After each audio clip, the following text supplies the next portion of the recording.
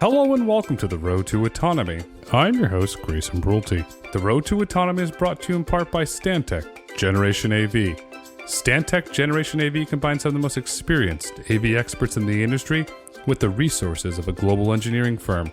Stantec Generation AV provides education, consulting, assessment, and guidance to any industry interested in autonomous vehicles. Learn more at stantec.com.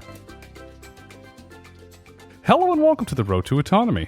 I'm your host, Grayson Brulte. On today's episode, we're absolutely honored to have Igino Cafiero, CEO and co-founder of Bear Flag Robotics. And Igino, welcome to the podcast. Grayson, awesome to chat again. Thanks so much for having me. It's great to have you here. Last time I saw you, we were with Senator Brandis at the FAV conference in Tampa. But I got to tell you, every time I open the news or I read the Bloomberg terminal, autonomous tractors, and John Deere is absolutely killing it. Your CEO is on fire, in my opinion. Your CFO is on fire, and they really understand where the future is going because autonomous tractors are the future. In August 2021, John Deere acquired Bear Flag. That was a big moment for autonomy. It was a big moment for John Deere. It's been 15 months since the acquisition. How are things going now that you're part of the Deere family? Thanks for the lead in there. It's been incredible. We thought Bear Flag as a solo company was a wild ride. Holy smokes, we've applied the fuel here on our ride with Deere as well. It's been one of the most impactful things has been how we've been able to really just accelerate the technology development that Bear Flag has been working on and have a means to have this actually have the impact in the world that we've always wanted it to have. And that's been possible with Deere. You're accelerating, Mr. May, the leadership of Deere. He's accelerating because in Deere's fiscal year 2021 10K, the company said the following about the acquisition. In August 2021, the company acquired Bear Flag Robotics Incorporated, Bear Flag, to further accelerate Deere's development and delivery of advanced technology. Bear Flag's technology is complementary to other Deere technology efforts and enables autonomous tractor operations. Well said by Deere. You said it. Let's get in the weeds. How is Bear Flag complementing and accelerating Deere's efforts to enable autonomous tractor operations? Yeah, Grayson, I think one of the most exciting parts of autonomy in agriculture is just how broad the coastline is, how many opportunities there are in agriculture for automation and autonomy. Deere has made a very significant and bold investment in the autonomous 8R, which was announced at CES earlier this year, and has had a remarkably successful season in the field this year. And one of the ways that Bear Flag is complementing that is by pointing our efforts towards autonomy in orchards. I don't know if you or the viewers saw the announcement, but Deere is developing a battery electric orchard tractor, and the Bear Flag team is developing the autonomy stack that will power that for orchard operations, which is really exciting.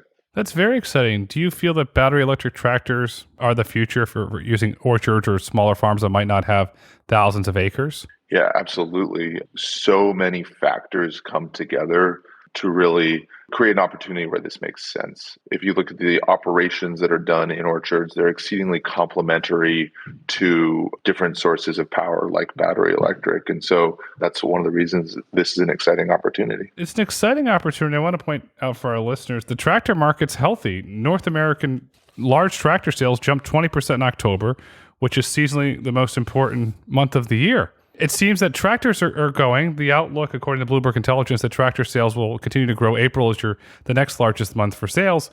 It seems like you're well positioned for growth, and autonomy will only benefit the farmers because they can potentially increase the acreage. I completely agree. I think if you look at more holistically at the farm, especially in the markets that we're in California, the limits to growth really come around most pronounced around labor, right? There's this massive labor shortage that farmers are facing, and it's perhaps most acute in these markets that we're focused in California for high value crop. Grayson, there's this misconception in agriculture that there's this infinite line of sort of workers available on the farm, and that just couldn't be further from the truth. And so complementary technologies like autonomy will continue to help farmers and also, drive sales for John Deere. Autonomy makes farmers more profitable. And you highlighted this during John Deere's 2022 Analyst Day when you said the following to the analyst. I have to say, since we joined John Deere through acquisition last fall, I've been absolutely blown away by the sheer horsepower of this company to translate cutting-edge technology in the laptop to value in the field. The impact that we will have here together is both inspiring and palatable. And here's why. So at the highest level, autonomy makes farmers more profitable. I repeat, autonomy makes farmers more profitable. And you went on to say the most obvious ways that it does this is not by requiring the farmer to be in the cab or to pay someone to be in the cab, but the value creation extends beyond that, of course. Well said.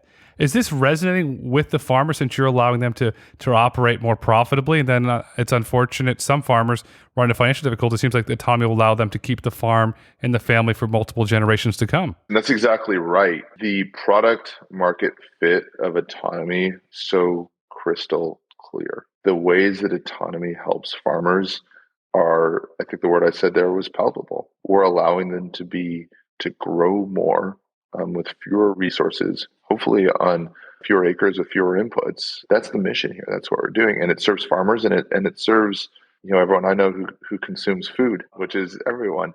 That's a really positive thing, right? In that same presentation, our CEO John May got on the stage and he said, "Farmers have always been able to do more with more, and now John Deere is allowing them to do more with less." And I'm paraphrasing there. That's not the direct quote. I just want to be clear. I'm paraphrasing there.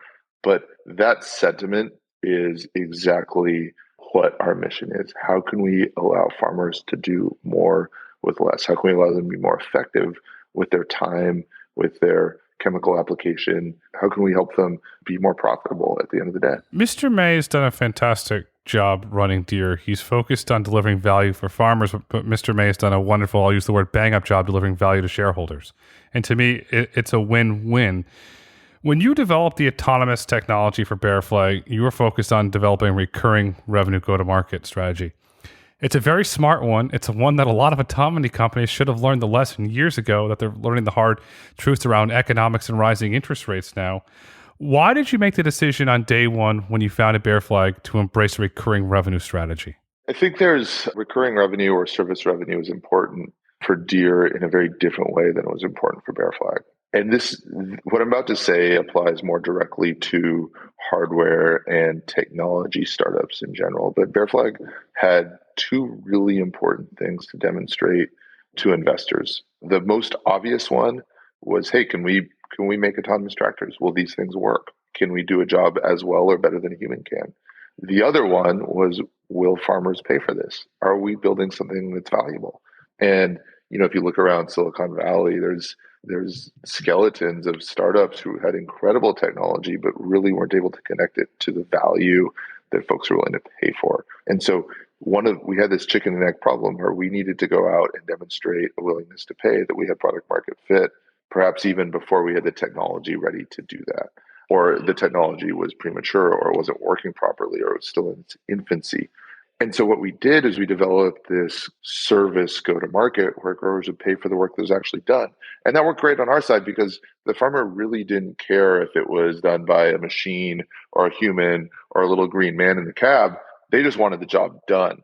And so we could go out there and dog food our own technology with our own operators and make it better day in, day out, getting better every single acre, while also demonstrating this willingness to pay and understanding exactly what the product needed to do in order to make money and be profitable over the long run. And so a service-based go-to-market really helped Bear Flag as a startup there as well. I think if you look more holistically about why Deere's interested in recurring revenue, which is slightly different than service-based. But if we look at recurring revenue, it's how can we more closely connect the value creation that the equipment is doing for the farmer to the value capture, right? So how can we be more aligned with the farmer's actual operations? Today's models, as you pointed out, farmers will make large upfront capital purchases of equipment, and they'll finance that equipment.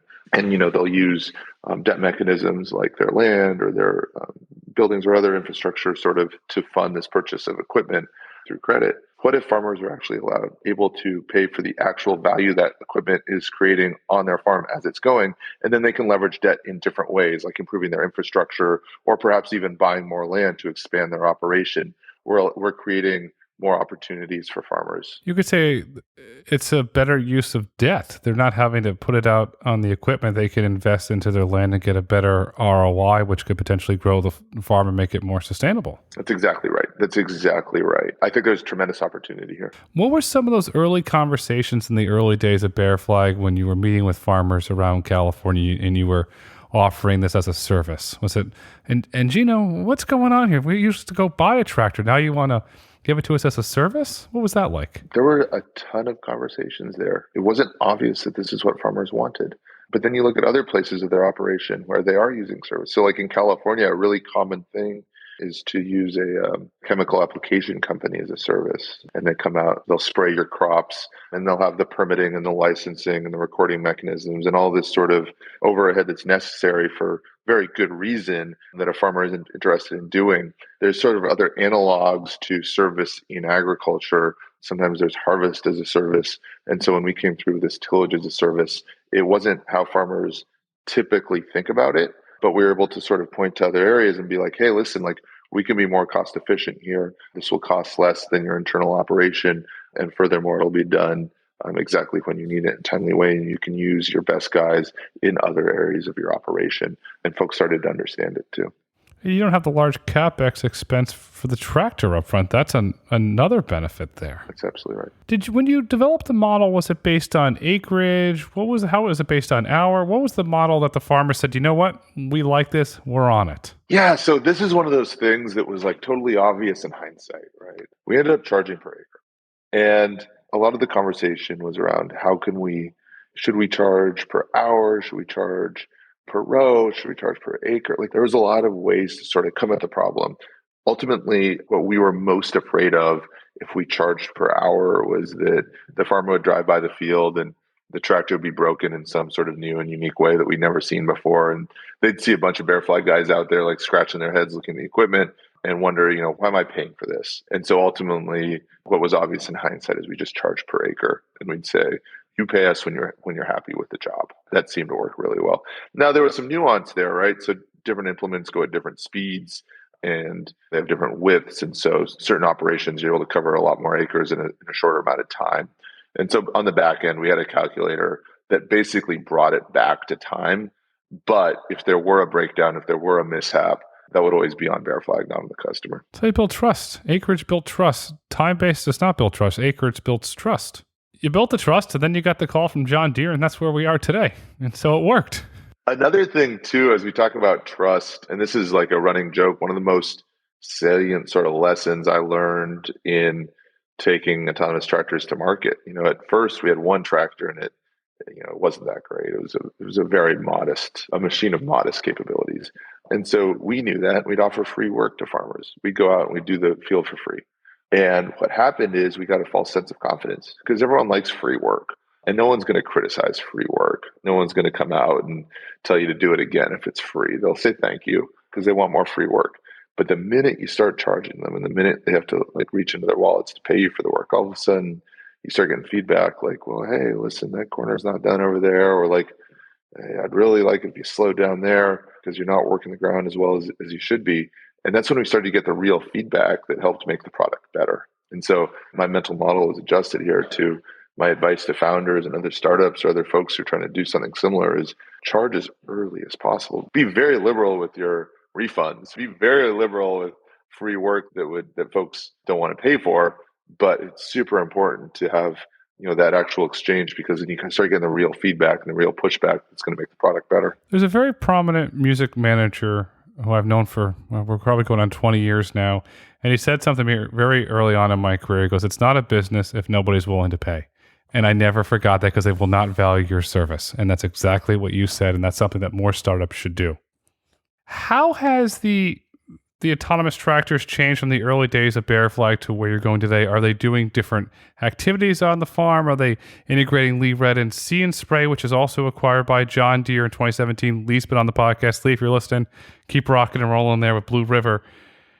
How has it changed? I'm so glad you mentioned Lee. I've gotten to know Lee recently working at Deere, and he's one of the most interesting people I've met on this journey. It's been a privilege to work with him. I think the most obvious way to answer this is by thinking about the new demands of these environments we're in. So Bear Flag actually, a lot of folks don't realize this. Bear Flag started in orchards, and then we moved to more broad acre applications. And before the acquisition, we were doing a massive number of cotton acres and leafy green acres, and we were getting into onions and even corn acres. And Grayson, I think one of the reasons you and I met was an opportunity with sugar in Florida as well, which was a huge opportunity. But the system was really built around GPS guidance, with perception for obstacle detection and safety. And if you look at the autonomous 8R that Deere has released, it's a similar version of that too, right? It uses an exceedingly sophisticated perception system to detect anomalies and humans in front of the tractor, and then uses GPS for guidance, along with some other really cool technology too. When we take that same capability and try to bring it into the orchard, we have all kinds of new challenges there. One of the most obvious is GPS guidance doesn't work as well when you're under canopy. And by canopy, I mean the tree canopies of these almond trees or these walnut trees or pistachio trees, right? And so some of the coolest technology that Bear Flag's working on is how can we localize, which means how can we know where we are, how can we drive straight without the use of reliable GPS. And what we need to do is take inputs all around us. So like tree trunks start working as landmarks. Now the cool and exciting challenge there is trees grow over time. And not only do they grow, but the seasons change. And not only do the seasons change, but the wind blows in real time, which means that these landmarks that you could potentially count on for autonomous driving, like buildings and stuff that really don't move over time in a meaningful way, now all of a sudden we're using like landmarks that move quite a bit over time, like by definition. And so it's just a really cool technology problem that we're solving. But the cool part about it is by solving this, we release a ton of real world value. We're actually connecting these really hard, fun, exciting engineering challenges to the actual impact and actual value that's going to help our food system and help the farmers that we're working with. You're going to help the farmers on the technical standpoint. Do you map the farm every growing season to know perhaps there's a new tree, or the farmer decided to plant corn over here versus another crop? Yeah, there's certainly algorithms that would do that. One of the observations our team made pretty early was that we'd need to have algorithms that were resilient to those sorts of changes. And so the idea of mapping once and using that as the legend without any sort of update mechanism or any sort of real-time decision making ability was going to be a challenge. And so we endeavor to build algorithms and technology that will be resilient to that. You mentioned the 8R autonomous tractor a few times. To a listener, how would you describe the 8R tractor? Is that the future of where Deere is going? It's certainly one of the exciting opportunities, right? So Jamie Heineman, who's John Deere's CTO, made the exceedingly bold statement, which I would put prickles down my neck. I was very proud to hear him say this, that he wants to have a completely autonomous corn and soy production system by the year 2030. Grayson, that's exceedingly ambitious. It's awesome to have someone like Jamie at that level of seniority at the company have that sort of vision and the confidence to announce that to the world that this is what we're doing. That's really cool. If you look at the opportunities there and what we can unlock by having a fully autonomous production system in corn and soy, what that does for growers, what that does for global food production, it's tremendous. And so there's in no way can we underestimate the value that autonomous 8R will have in the world. It's going to change the world. Nothing runs like a Deere. That's the bottom line. Nothing runs like a Deere. The C-suite of Deere is aligned. As I said, Mr. May, the CEO of Deere, and CFO Joseph Jepson, they met with JP Morgan at an analyst meeting in 2022, and Mr. May and Mr. Jepson stated the following to the analysts. Every tractor going forward will be autonomous ready when necessary computing infrastructure. I want to repeat that. Every tractor going forward will be autonomous ready when necessary computing infrastructure. Mr. May, Mr. Jepson, they're embarking on a bold strategy that's going to benefit farmers, and it's going to benefit shareholders, and it's going to be a lot of fun for the team at Bear Flag and the Deere employees to build. You're a technical guy, Igino. How is this being done from a technical perspective? Yeah, I mean, first of all, how inspiring is that for folks like me and folks in our team who are working to make this a reality? When the CEO and the CFO get out there and say, this is the future, they plant the flag and they say, will be one of the major differentiators of our company going forward. That puts tremendous faith in us and issues this. I mean, it's a tremendous challenge to our team to make this a reality. There's a ton of unknown unknowns in that journey. There's a ton of known unknowns in that journey. And to be chartered with that mission is really exciting. It's not too often that a company has such an ambitious but also achievable goal and the means to achieve it and the desire to go do it.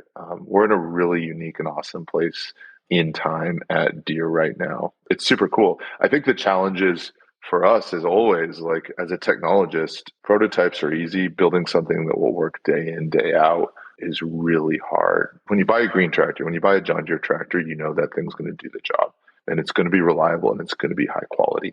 Creating autonomous machines that live up to the John Deere standard is exceedingly challenging. The sort of like move fast and move quickly and break stuff mentality of startups just doesn't hold up when you're talking to farmers. It doesn't hold up against the Deere reputation for quality.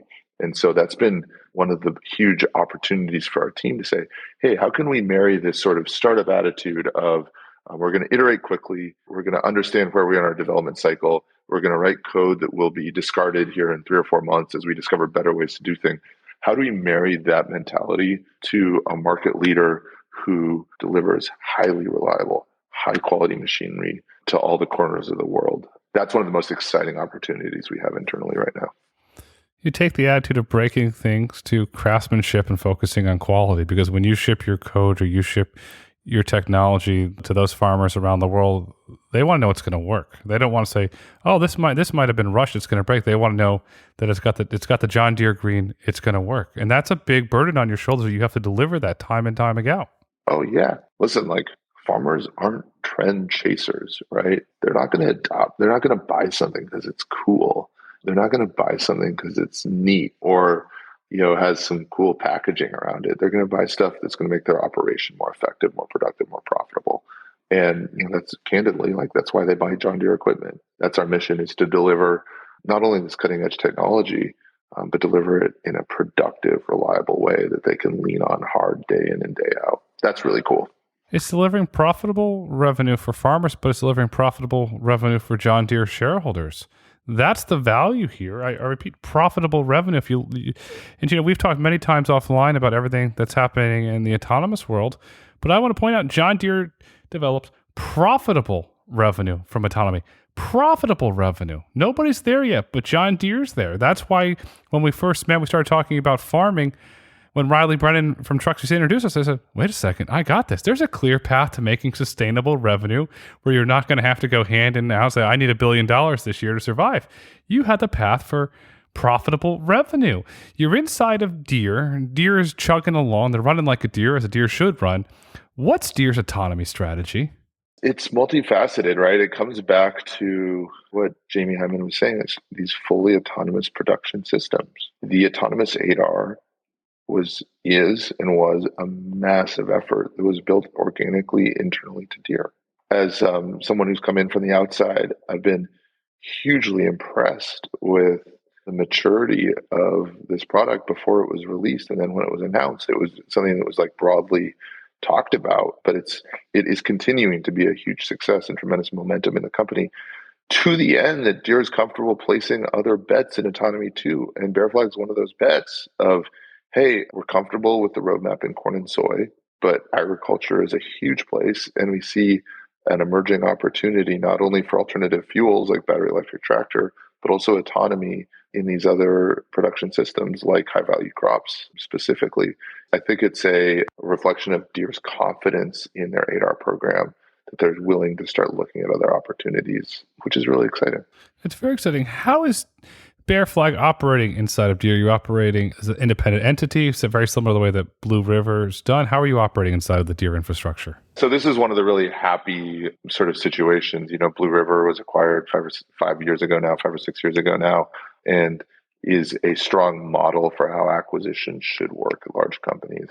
They've been remarkably successful, not only developing See and Spray, which is a world-changing product in a slightly different way, but also being a huge component of the 8R program, the autonomous 8R program too.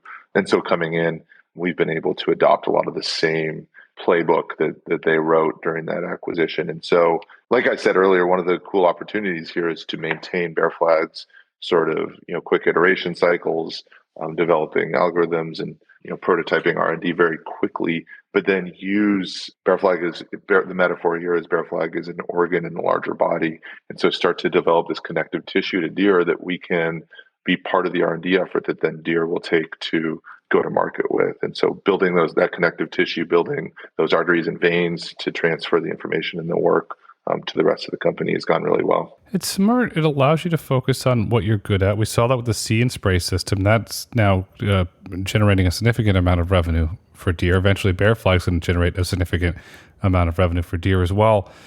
So over time, as Bear Flag, you develop new products, you ship, you go into orchards, you go into battery electric. How do you see Deere's autonomy strategy evolving?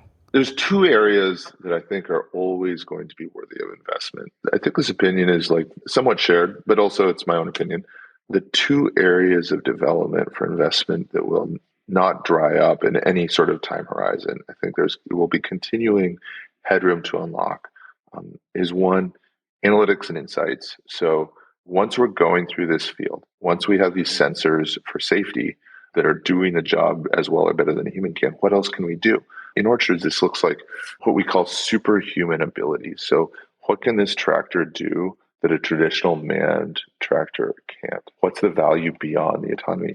And it's on the surface, it's simple things like disease and pest detection or water management or yield measurement like canopy volume or heights of trees or whatever things there. But these are really first order observations, and I think what the future holds is derivatives of that. So with this information plus some more information, what can we tell that's completely out of reach right now? What kind of trends emerge when you can use extremely high resolution measurements at scale of these orchards that we're going through? And these are open questions. I certainly have my own opinions, but it's a conversation I have with the smartest, most knowledgeable people I know in agriculture, many of which are at Deere, to try to unlock what that potential is. How can this tractor, how can this system for autonomy deliver more value than perhaps the competition can? And that's super exciting. The other one is just user interfaces. One of the things I constantly point out is like, hey, I have this cell phone here. It's the most sophisticated piece of technology I own. It's remarkable that it costs right around $1,000 or a little less than $1,000 when this type of capability could easily cost 10 or 100 times that.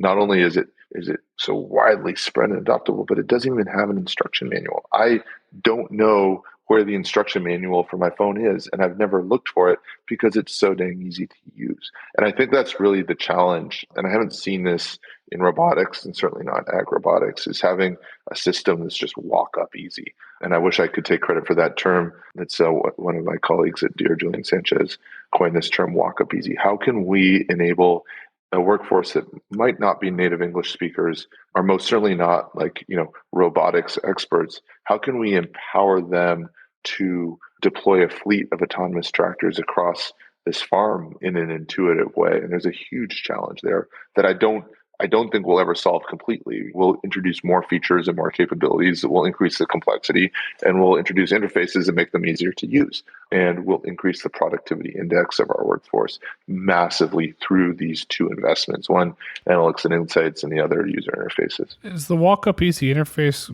currently operating with the 8R tractor? So as you ship it to customers, it's like, oh, this is like an iPhone. I don't have to read a manual. This just works. It's come a long way. Like I said, there's continuing investment to be done to continue just like make this more intuitive, right? We're never there. It will continue to be a thing. In the field, there's older, non-autonomous ready Deere tractors. Will they eventually be retrofitted to be able to be updated for autonomy? I think that's one of the shiny objects, right? I think there's certainly a capability or a potential there for something like that. It's the opportunity certainly isn't lost on me. I think there's a lot to be said there. The opportunities for me at Deere are endless, but you're a focused gentleman. You focus, you deliver, you did a really great job with the acquisition. You're at Deere now. What are you looking to accomplish over the next decade? My personal vision statement is I am waiting for the day. I cannot wait for the day where I drive through the Central Valley of California or across the country on I-80 and we see more autonomous tractors than manned tractors. When you walk into a farm and you expect that this farm will be mostly autonomous or highly autonomous, highly automated. And rather than that being the novelty, the exciting thing, it's the status quo. That's what I'm working towards. We are in the early innings of this game/journey, and there's so much more to play out here. I thank my lucky stars that I'm in a position to affect this kind of change and this kind of impact in the world and work with the finest people I know of to make this a reality. That's what excites me. That's what gets me going. It will happen at some point. The farms will be fully autonomous, and we can assure that there's enough yummy tummies with really healthy food that farmers grow around the world. And you know, in your opinion, what is the future of autonomous tractors? Do we change in shape and size? Do we have bespoke ones for orchards, for tillage? How are they going to change in the future? Yeah, Grayson, I don't mean to be like, I think there's this really exciting version of the future where tractors, where equipment walks through fields on sort of like multi-ped machines. It looks more like some sort of like spider robot from the future. I think that's exciting.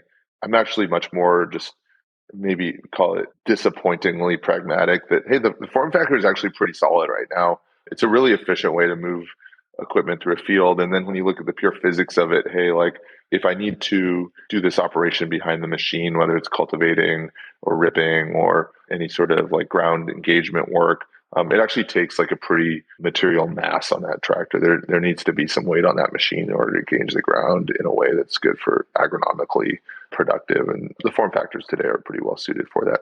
I will say one of the exciting things about battery electric tractors, we can package that vehicle in lower profile, more like a torpedo form to go through orchards specifically than you can with combustion engines today. Most specifically, that's one of the surprising benefits of electrification is being able to package that differently. Today with internal combustion engines, you have those in order to be compliant, these categories of compliance. The engines are very large to reduce emissions. And what ends up happening is the tractor packaging is very tall and it actually hits the branches as you go through the trees and limits how much you can actually grow per acre. And so if you're able to change the form factor slightly of these machines to make them lower and slimmer and more torpedo-like, you can actually grow more food per acre, which is a really exciting outcome. It's exciting because electrification will allow companies like Deere to increase efficiency. How can you do more with less? That's fundamentally what we're answering, which is a really exciting mission to be on. It's an exciting mission to be on. And if I'm a farmer, it's exciting. I can do more with the land that I currently have without having to acquire more land. And, thanks for coming on today. I've enjoyed this conversation like we always have. And as we look to wrap up this conversation, what would you like our listeners to take away with them today? It's always a call for folks to come join the mission with us. If you're interested in affecting the world in one of the most impactful ways I know how, using some of the coolest technology in the world with some of the most motivated folks I've ever worked with, reach out, bearflagrobotics.com/careers, and you can reach me on LinkedIn too. bearflagrobotics.com/careers if you want to join it, because nothing runs like an autonomous Deere. The future is bright. The future is autonomous. The future is Deere. And Igino, thank you so much for coming on the road to autonomy today. Thanks, Grayson. Okay, thanks. Bye-bye. Thank you for listening to the Road to Autonomy podcast. If you've enjoyed listening, please rate, review, and subscribe on your favorite podcast platform. Want to get in touch? Follow us on Twitter @Road to Autonomy or email podcast@brulteco.com. The Road to Autonomy is produced by Brulte & Company. The views and opinions expressed on the Road to Autonomy podcast do not necessarily reflect the views and opinions of Brulte & Company. The content discussed in this podcast is for informational purposes only and should not be taken as legal, tax, investment, or business advice.